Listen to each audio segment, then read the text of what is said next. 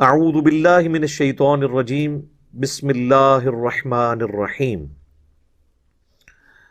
یہ وہی غزوہ احد کی کمنٹری چل رہی ہے، اسی کانٹیکسٹ میں اگلی آیت بھی ہے۔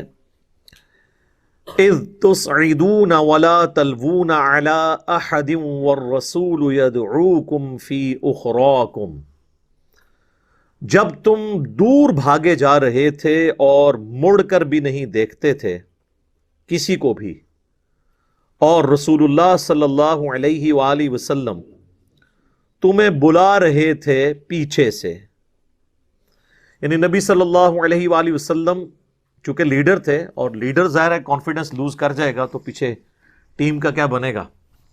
آپ صلی اللہ علیہ وآلہ وسلم اس بھگ دڑ میں جو غزوہ احد کی فتح جو ہے وہ شکست میں جب بدل گئی، آپ کے قدم نہیں لڑکھڑائے، آپ پیٹھ پھیر کر نہیں بھاگے، بلکہ آپ اپنی جگہ پر رہے اور باقی لوگوں کو بھی کہتے تھے کہ میرے ساتھ آؤ۔ لیکن صرف 12 لوگ تھے، صحیح بخاری میں آتا ہے، جو نبی صلی اللہ علیہ وآلہ وسلم کے ساتھ تھے، یعنی 700 کے لشکر میں سے صرف 12 لوگ۔ اب ظاہر ہے کہ موت جب سامنے آتی ہے تو بڑے بڑے لوگوں کے ایمان کا امتحان شروع ہو جاتا ہے۔ آج بیٹھ کے بات کرنا بڑا آسان ہے، لیکن جب وہ صورتحال تھی اس وقت اپنی جان داؤ پہ لگانا اور عین میدان جنگ کے اندر اپنی لائف کا رسک لینا، یہ نصیب والوں کا حصہ ہے، اور جن کا ایمان بہت کامل درجے کا ہو وہی اسی امتحان کے اندر کامیاب ہوتے ہیں۔ اب یہ نہیں ہے کہ سب لوگ ہی بیچ میں ایک طرح کے ایمان والے تھے، ظاہر ہے کہ ایمان کے بھی درجے ہیں۔ ہم سے بہرحال بہت بہتر ہے جن کو رسول اللہ صلی اللہ علیہ وآلہ وسلم کی صحبت نصیب ہوئی۔ ہم جب کبھی ان کے ایمان میں آپس میں فرق کرتے ہیں تو ان کے اعتبار سے کرتے ہیں، اپنے اعتبار سے نہیں۔ لیکن وہیں پر اللہ تعالیٰ کے کامل الایمان لوگ بھی موجود تھے۔ صحیح بخاری اور صحیح مسلم دونوں میں آتا ہے، سہل ابن سعد الساعدی جو سابقون الاولون میں سے ہیں، بدری اصحاب میں سے، وہ کہتے ہیں کہ اللہ کی قسم میں جانتا ہوں کہ احد کے دن جب نبی صلی اللہ علیہ وآلہ وسلم کو زخم لگا تو کون آپ کے زخموں کو دھوتا تھا اور کس نے آپ کی مرہم پٹی کی اس میدان جنگ میں۔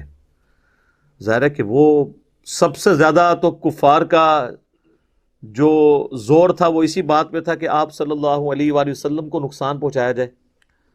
تو آپ علیہ السلام کے ساتھ آخری وقت تک جو لوگ رہے وہ انہی لوگوں نے ہی مرہم پٹی کرنی تھی میدان جنگ کے اندر۔ تو وہ کہتے ہیں کہ مولا علی رضی اللہ تعالیٰ عنہ ایک ڈھال میں پانی لے کر آئے، یہ بخاری مسلم کے الفاظ ہیں، اس کو الٹا کر کے برتن بنا لیا، اور سیدہ فاطمہ جو ہیں وہ اس پانی کو لے کے نبی علیہ السلام کا وہ زخم دھوتی تھی، جو بخاری مسلم میں ہے کہ آپ کے یہ 4 دانت شہید ہو گئے نیچے والے۔ اور جب خون نہیں رکتا تھا تو انہوں نے ایک کاٹن کا کپڑا جلایا اور اس کی راکھ اس خون کے اوپر رکھی زخم پہ، تو وہ پھر رک گیا۔ اس لیے میں کہتا ہوں کہ جو انسان کی اپنی اولاد جو ہوتی ہے اس کو جس لیول کا غم ہو سکتا ہے نا، کسی اور کو نہیں ہو سکتا۔ سیدنا علی بھی چونکہ نبی علیہ السلام کی اولاد کی جگہ تھے، آپ نے پرورش کی بھی تھی، سیدہ فاطمہ تو ویسی اولاد تھی، لہٰذا چند ایک اصحاب جو آخری وقت تک نبی علیہ السلام کے ساتھ رہے، ان میں ٹاپ آف دا لسٹ اہل البیت تھے۔ اہل البیت کے علاوہ بھی صحیح بخاری میں آتا ہے، انس بن نضر رضی اللہ تعالیٰ عنہ، جب یہ بھگدڑ مچی تو اب کئی اصحاب جو بڑے یعنی دلیر تھے، سعد ابن معاذ، یعنی کتنی یہودیوں کے خلاف انہوں نے جنگیں لڑی ہوئی تھیں زمانہ جاہلیت میں، وہ بھی پیٹ پھیر کے بھاگ رہے تھے، تو انس ابن نضر ان کو روک رہے تھے، اور وہ اکیلے آگے جا کے کافروں کے لشکر میں گھس گئے، صحیح بخاری کے الفاظ ہیں، اور انہوں نے کہا کہ میں تو احد کے میدان میں سے جنت کی خوشبو پا رہا ہوں، اور کئی کافروں کو انہوں نے جہنم واصل کیا، اور اینڈ پہ خود بھی شہید ہوئے۔ اور بخاری کے الفاظ ہیں کہ ان کے جسم پہ اتنے زخم لگے تھے کہ ان کی شناخت بھی نہیں ہو رہی تھی. اور صحابہ کہتے ہیں جب ہم نے زخم گنے تو 80 سے زیادہ زخم ان کے پورے جسم پہ لگے ہوئے تھے. تو انس بن نضر رضی اللہ تعالیٰ عنہ کی لاش کو ان کی بہن نے پہچانا، ان کے جسم میں ایک تل تھا اس کے ذریعے. بس وہ تل انہوں نے لوکیٹ کیا، ادروائز نہ چہرہ پہچانا جاتا تھا. 80 سے زیادہ زخم تھے اور وہ شہید ہوئے. اسی طریقے سے صحیح بخاری میں آتا ہے کہ حضرت سعد ابن ابی وقاص، جنہیں سعد ابن مالک کہا جاتا ہے، ان کو حضور علیہ السلام دعائیں دے رہے تھے کہ سعد تجھ پہ میرے ماں باپ قربان، تو تیر چلا. اور مولا علی کہتے ہیں میں نے اپنی زندگی میں سعد ابن مالک، جنہیں سعد ابن ابی وقاص بھی کہتے ہیں، ان کے سوا کسی اور شخص کے لیے نہیں حضور سے سنا کہ میرے ماں باپ تجھ پہ قربان.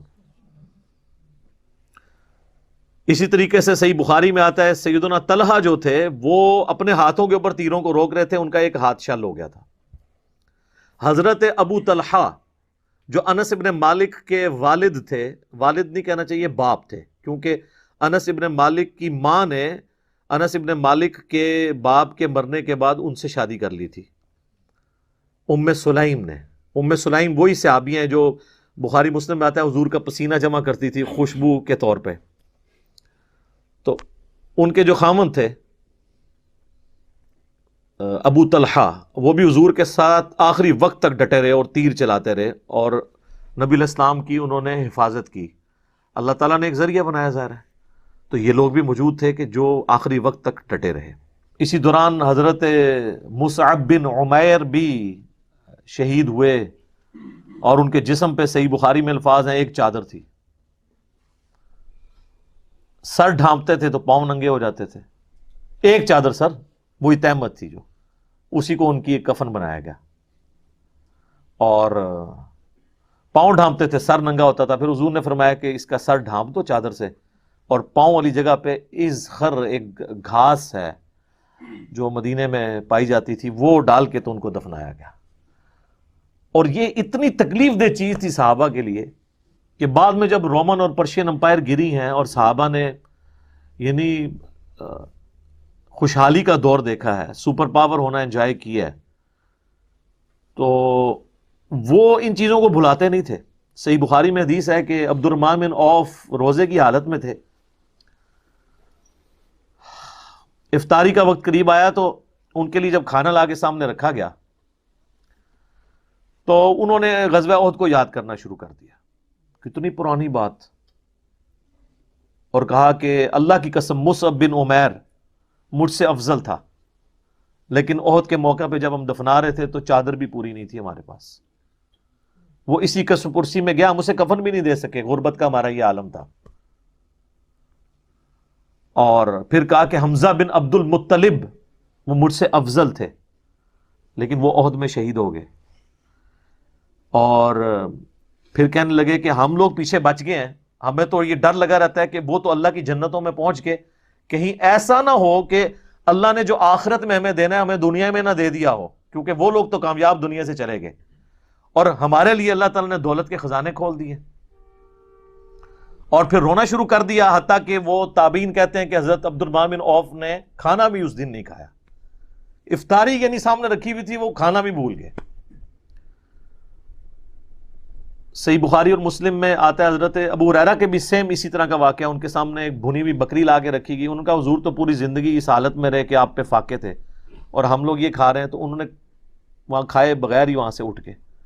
اور پھر صحیح بخاری مسلم کے الفاظ ہیں، حضرت ابو ہریرہ کہا کرتے تھے کہ رسول اللہ نے ہمیں فرمایا تھا ان قریب دنیا کے خزانے تم پہ کھول دیے جائیں گے. مجھے یہ خطرہ نہیں تم میرے بعد بھوکے مرو، لیکن مجھے یہ خطرہ ہے کہ دنیا کے دہانے تم پر کھول دیے جائیں گے مال و دولت کے، اور پھر تم دنیا کی محبت میں ایک دوسرے کو قتل کر کے تباہ و برباد ہو جاؤ گے جس طرح اگلے لوگ. اور پھر کہا کہ مجھے لگتا ہے کہ رسول اللہ صلی اللہ علیہ وآلہ وسلم جو کہہ کے گئے تھے آج دنیا کے خزانے ہم پر کھول چکے ہیں، محنتیں ان کی تھیں اور آج تم ان کا پھل کھا رہے ہو. تو وہ ہر وقت اس چیز کو انالائز کرتے تھے، کیونکہ احد کے شہداء پہ تو وہ خطبہ ہے بخاری اور مسلم کا کہ نبی صلی اللہ علیہ وآلہ وسلم نے اپنی وفات سے ایک مہینہ پہلے عقبہ بن عامر کہتے ہیں کہ غزوہ احد کے شہداء پہ دوبارہ سے نماز جنازہ پڑھی 8 سال کے بعد. 3 ہجری میں غزوہ احد ہوا تھا. اور آپ نے اپنا ممبر جو ہے نا وہ وہاں پہ لگوایا، قبرستان کے اندر ممبر لگوایا. یعنی چونکہ آپ کا الوداعی خطاب تھا تو آپ نے یعنی بڑی، اب یہ حجۃ الوداع کے بھی بعد کا واقعہ ہے، یعنی وفات سے 1 مہینہ پہلے بخاری مسلم کے الفاظ ہیں. اور عقبہ بن عامر کہتے ہیں یہ میں نے آخری دفعہ حضور کی زیارت کی تھی ممبر پہ، اس کے بعد آپ فوت ہو گئے. تو آپ نے فرمایا کہ لوگوں میں تمہارا پیش رو ہوں، ان قریب تمہیں مر کے اپنے رب کے حضور پیش ہونا ہے. مجھے اپنے بعد تم سے یہ ڈر نہیں ہے کہ تم بھوکے مرنے لگو یا تم شرک کے اندر مبتلا ہو جاؤ. یعنی مجھے کانفیڈنس ہے کہ میں نے جتنی تمہاری تربیت کی ہے نا، اب تم توحید نہیں چھوڑو گے. البتہ مجھے ڈر ہے کہ تم دنیا کی محبت میں پڑ جاؤ گے اور اس کی وجہ سے ایک دوسرے کو قتل کرو گے، اور پھر تم بھی اسی طریقے سے تباہ و برباد ہو جاؤ گے جس طرح اگلے لوگ تباہ و برباد ہو گئے. تو یہی ہوا. آپ دیکھ لیں جنگ جمل صفین نہروان جو ہے وہ آپ کے سامنے ایک واضح چیز موجود ہے اس حوالے سے. بہرحال ایک جز اس کا بڑا اہم ہے کہ حضور نے احد کے قبرستان میں کیوں یہ خطبہ دیا تھا. اس کی کئی ایک وجوہات تھی. نمبر 1، احد کے قبرستان میں وہ لوگ دفن تھے جنہوں نے اسلام کا گولڈن پیریڈ نہیں دیکھا تھا، اسلام کی قربانیوں کا وقت دیکھا تھا، اور ان کی قربانیوں کی وجہ سے مستقبل میں مسلمانوں نے سپر پاور بننا تھا. تو حضور اپنے ان جانثار ساتھیوں کی قربانی کو نہیں بھولے. نمبر 2، احد کے میدان میں اگرچہ رسول اللہ موجود تھے پھر بھی نبی علیہ السلام کی نافرمانی کرنے کے سبب اللہ نے فتح کو شکست میں بدل دیا تھا. دنیا کی محبت کی وجہ سے جو مال غنیمت سمیٹنا شروع ہو گئے. تو اس میں یہ بھی اشارہ تھا کہ دنیا کی سے آپ نے بے رغبتی اختیار کرنی ہے. اور نمبر 3، رسول اللہ صلی اللہ علیہ وآلہ وسلم اپنی وفات سے پہلے جو اللہ نے آپ کو غیبی خبر دی تھی کہ آپ کے بعد یہ ہوگا، آپ اپنی امت کو متنبع کرنا چاہتے تھے کہ میرا کام یہ ہے میں اس لیول تک بھی تمہیں سمجھا کے چلا جاؤں کہ تم یہ کام نہ کرنا. امت نے تو خیر پھر بھی کیا. ظاہر ہے کہ امت میں تو یہ خرابیاں آنی تھی، ظاہر آخرت کا دن بھی اللہ نے رکھا ہوا ہے، لیکن حضور نے اپنا فرض ادا کیا. جس طرح نبی علیہ السلام نے فرمایا کہ بندے کے کفر اور اسلام کے درمیان فرق نماز ہے، تو آپ یہی کہہ سکتے تھے نا. اب یہ امت نے نماز پڑھنی ہے نا، امت کے حصے کی نمازیں تو حضور نے نہیں پڑھنی نا، وہ تو امت نے خود ہی پڑھنی ہے. تو آپ تو صرف متنبع کر سکتے ہیں، وعید سنا سکتے ہیں. آپ کا سٹیٹس بھی یہ ہے، انذار کرنے والے ہیں آپ.